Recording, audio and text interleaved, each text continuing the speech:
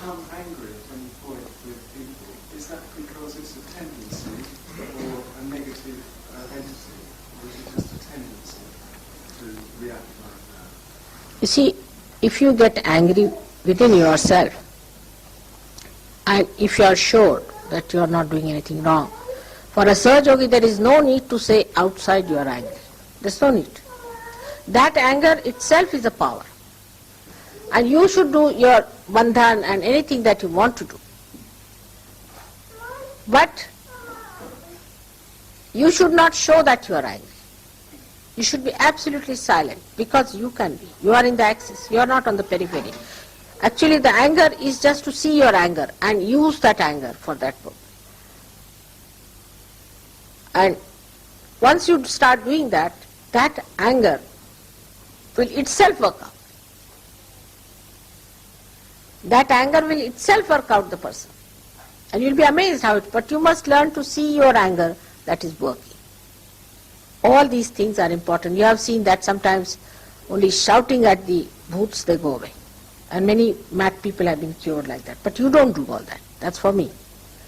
You must be always decent with decorum and all that. But if the anger is because of your nature or a tendency or out of control, then it's a bad thing. If it is an out of control, then it's a bad thing. If you get into a temper because it is out of control, then it's a bad thing. I can get very angry, but I am completely under control. I know why I am angry, where the bhoot is, how he is running away, I can see it. But you can't see the bhoot, you can't see anything. So there is no need for you to get angry, show temper. But if you have an anger, say for example, which makes you uncontrollable, then there is a mantra for that. Shanti. Ya Devi Sarvabhuteshu Shanti Rupena Samsita. You must ask for that bliss, for that peace. This is a mantra for you. For controlling your temper, you have to tell yourself, Ya Devi Sarvabhuteshu Shanti Rupena Samsita. So Shanti is the point, the axis point is that. From where you witness everything, you are in Shanti, you are in complete, you are not in a turmoil, even if you are angry. You are not in a turmoil. Whatever is angry is the power, and the power is taking charge. But unless and until that is achieved, what you have to do is to put yourself in a position that you are peaceful. So I think that's a very good mantra, is to say, Ya Devi Sarvabhuteshu Shanti Rupena Samsthita. Can you say that? Ya Devi Sarvabhuteshu Shanti Rupena Samsthita. Namastasya, Namastasya, Namastasya, Namo Namah. So the Shanti is your fort. But peacefulness never means cowardice. Never call cowardice as peace. A person who is peaceful is never coward, because nothing can transgress it. Nothing can overpower it. It is never, never possible that cowardice and peace can go together. But your power is inside, not outside. So you don't show your power of your anger outside. But just a little anger with anybody, you will see it will work out.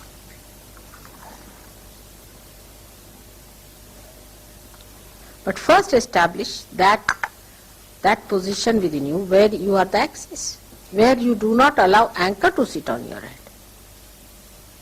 That is the growth. That is the growth, that you are at peace. Also, another question. All right, satisfied now? Both ways you should know. That one is the anger that is detached is perfectly all right. Anger which involves you, work it out. So judge yourself as to what it is. Good question.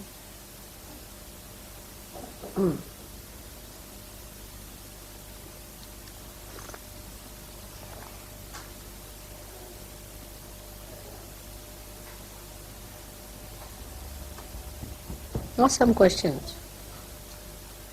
When such intellectuals were sitting here, ask me some questions. What is that?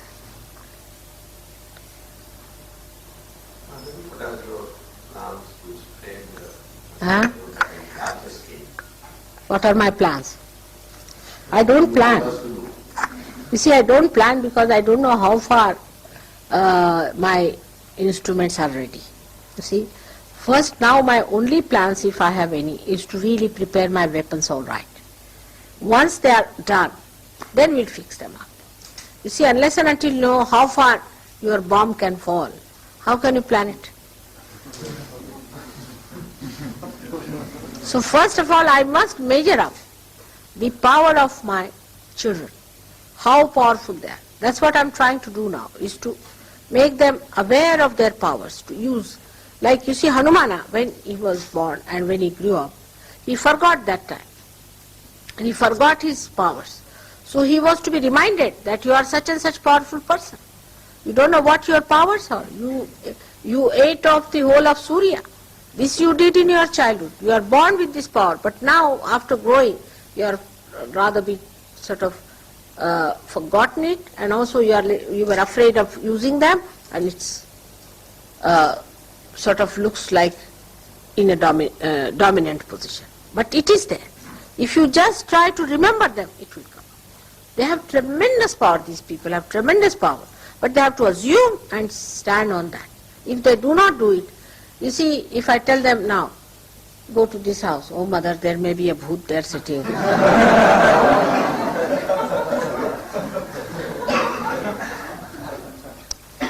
A person comes possessed in the ashram, they all shut their doors, oh God, this bhoot has come. Or something, then what?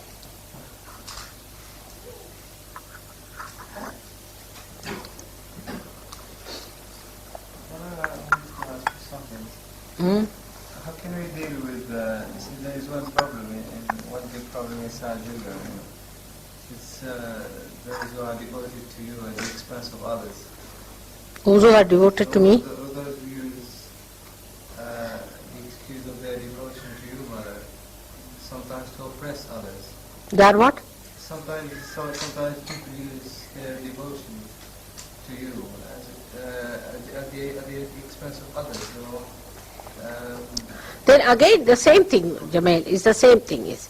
You see, it is, you have to do it. All those who are doing that way. I'm just pointing out to all those. If you are using, say, your devotion to me for the oppressing of others, alright? So it is for you to see. There is nobody who can be oppressed, because your spirit cannot be oppressed. Say there is X and Y. Now Y is a person who is trying to oppress X, alright? What will you oppress? He can't oppress his spirit, can he? First point, clear. Now, this fellow, if he has to have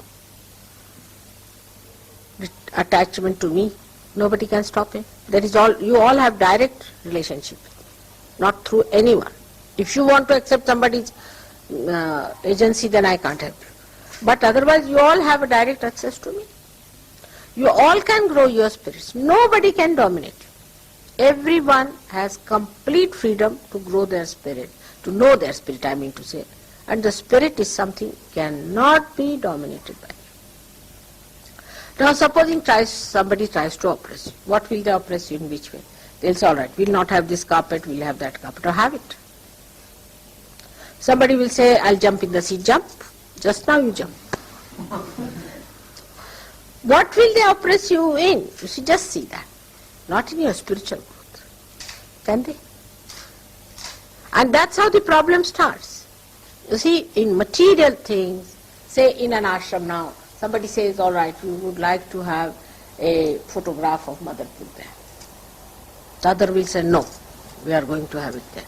Whether you put it here or there, makes no difference, my photograph is going to work. Even in puja matters I have seen, people will say that no, Mother is sitting there, don't put your feet towards the Mother. It's a common thing, everybody knows should not put it. But still they will say no, we want to put it. All right, let them put it. Next time they will not, because they will know it is wrong. They will find out. So, you see, nobody can oppress anyone. I am here to correct. Once you understand that you are not perfect, the other is not perfect. We are all perfecting ourselves. We are all coming up. Mother is there to look after us. Then we will never think like that. Now, I have also seen people will say that there are two Sahajogis talking to others, Sahajogis. Now one is a very oppressive one, the another one is upset to see that this one is oppressive. Now for that purpose, if you are quiet, silent, you will always dominate him. People will listen to you, not to him. But even if you start saying, oh, you don't say like that, and this, they will think these are fighting cocks. Then at that time, your wiser this thing will even give him a chance to understand. But what happens, one person dominates, another tries to dominate them by outward things, and the whole show is over. There is no need to dominate another person by outward things. He will settle down by himself if you show your dignity of your silence and of your understanding of Sahaja. There is no need just now to say, shut up, you sit down, you don't do. It's absolutely wrong.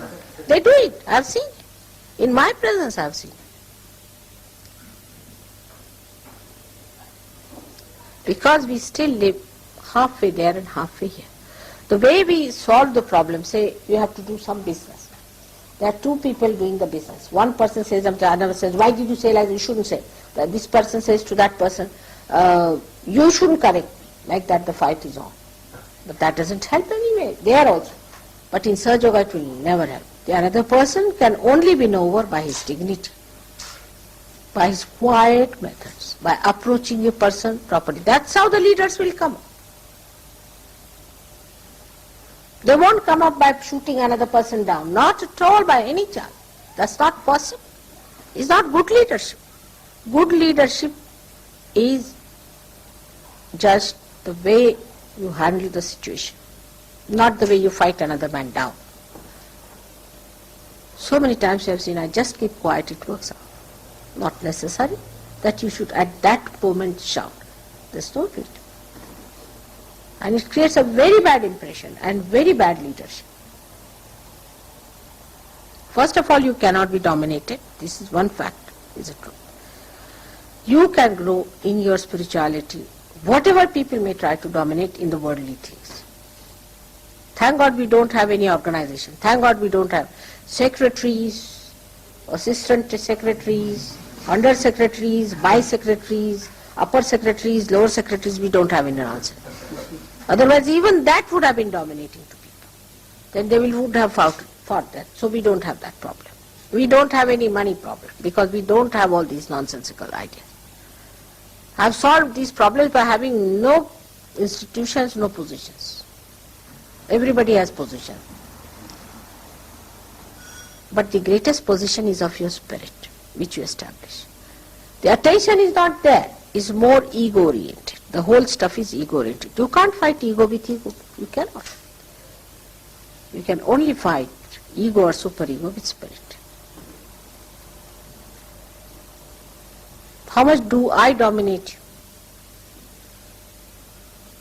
I absorb all your aggression also. And how much do I dominate you?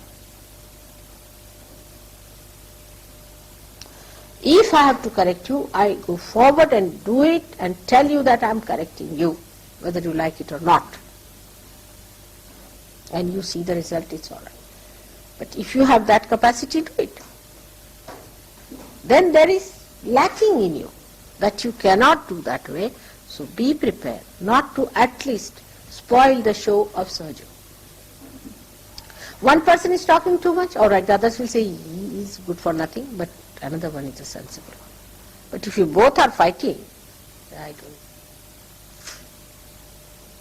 That doesn't show any wisdom or growth, isn't it?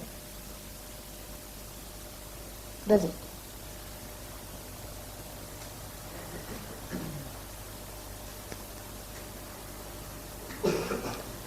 Those who think that by dominating in small things you are going to achieve anything are wrong.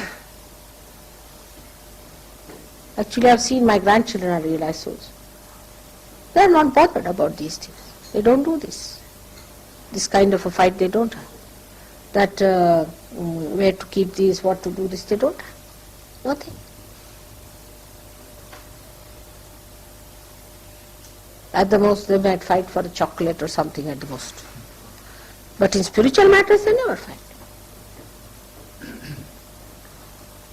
In spiritual matters they never fight. That's the place one should not fight. One should not argue. That's the point, not to be argued, because truth is one. What is there to argue? You have seen all these saints, you see, those who have talked about me. What do they say? Everybody says the same thing about me. There cannot be any fight between saints. Can there be? If the truth is one, how can there be fight? But because one is inadequate, another is dominating. Both must achieve that state. But the best is to be more dignified, more grown up, more patronizing. People will definitely take to you because you will become the leader.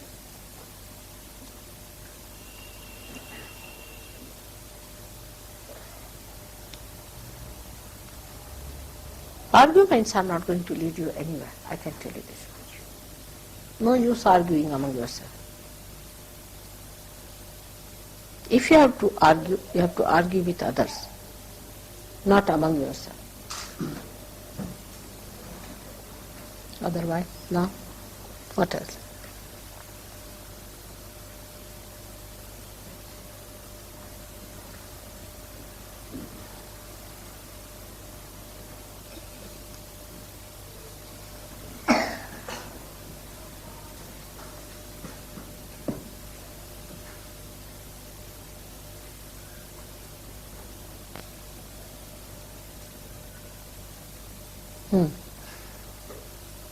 What is the thing? Any other question?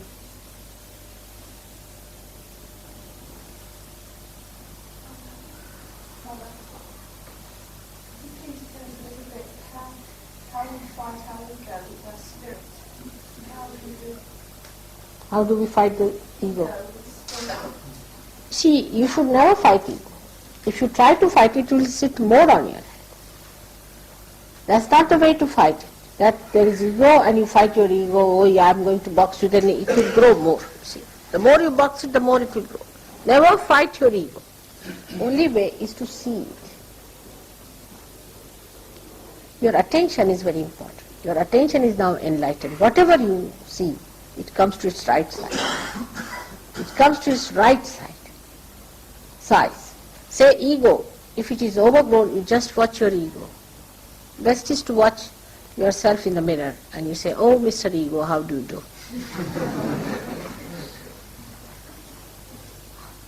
Then it will come down. But don't fight it. Just to be seen. All kinds of egos could be there. If you are overeducated, you are egoistical.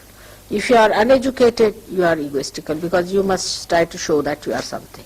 All sorts of egos are there. So best thing is to see for yourself. That's why I say face yourself. Yourself means your spirit.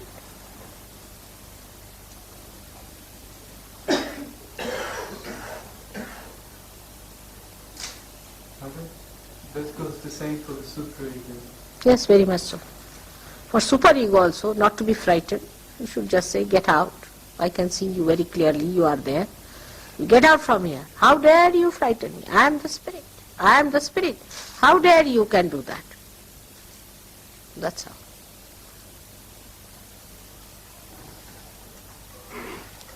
You see, ego makes you idiotic. Absolutely. Ego makes you idiotic. Makes an idiot out of you. Absolutely. And the superego makes you a coward. It makes you a coward. Now how to fight it? I am not going to be an idiot. If you say that, ego will go away. If you want to be an idiot, then he will be there to help you. If you want to be an idiot, all right, call Mr. Ego. You will become an idiot. Straightforward. The easiest way, if you want to become an idiot, simple thing is to call the ego. You come, Mr. Ego, and settle down in me, and immediately, this is a very simple composition. And superego, if you are a coward, then it sits on your head. Say, I am not going to be ham ksham, as I told you, the mantra on the agyas. Either you have to say, I am. Another, I say, I forgive you.